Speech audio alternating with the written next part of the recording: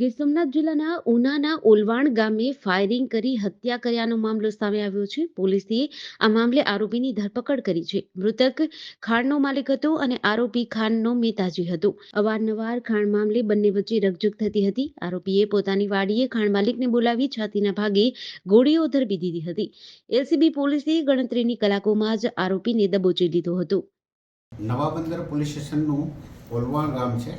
એ ગામમાં ગઈ તારીખ 6ના રોજ રાત્રિના આશરે 9:30ની આસપાસ ત્યાં ઓલવાણની સીમ વિસ્તારમાં રહેતા ભૂપતભાઈ રાજસીભાઈ રામ આહિર એમને એમના ઉપર ફાયરિંગ કરી, છાતીમાં ગોળી મારી અને એમનું મૃત્યુ નિપજાવવાની ઘટના સામે આવી. એ ઘટના જેવી ધ્યાને આવી કે પોલીસ તાત્કાલિક સ્થળ પર પહોંચી ગઈ અને આ ઘટના કઈ રીતે બની છે, શું છે, આમાં કોણ ઇન્વોલ્વ છે, એની પ્રાથમિક રીતે એમણે તપાસ પોલીસે કરી. એ દરમિયાન એમના પત્ની જે છે જસુબેન, એમના પાસેથી વિગત જાણવા મળી કે આ એક ભીમાભાઈ કરીને એક વ્યક્તિ છે, એમણે અહીંયાથી જતા જોયેલો છે. એ અનુસંધાને પોલીસે એમના જે પત્ની છે જસુબેનની ફરિયાદ તાત્કાલિક દાખલ કરી.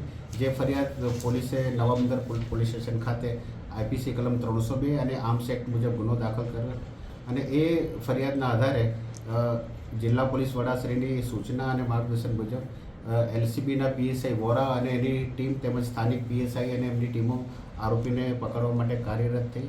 અને એ દરમિયાન એલસીબીના પીએસઆઈ શ્રીને માહિતી મળતા તેમણે આ જે શકમંદ આરોપી હતા ભીમાભાઈ કરશનભાઈ ગઢવી એને રાઉન્ડઅપ કરેલ અને રાઉન્ડઅપ કર્યા બાદ તેની પૂછપરછ કરતાં આ ઘટના એમણે પોતે જ કરેલી છે એવું એમણે સ્વીકાર કર્યો હતો.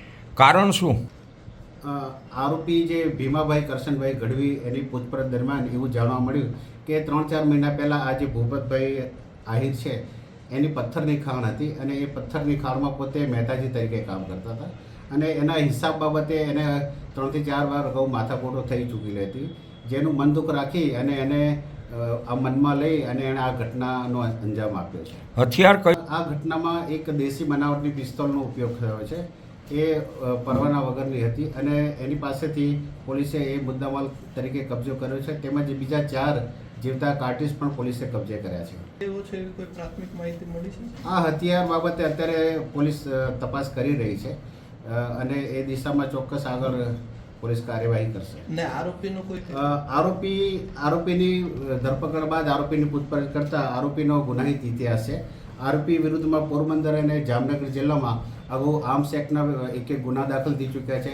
આરોપી એક ધાડના ગુનામાં પણ સંડોવાયેલો છે તેમજ પ્રોહિબિશનના પણ એના ઉપર 3 થી 4 ગુનાઓ દાખલ થયેલા છે.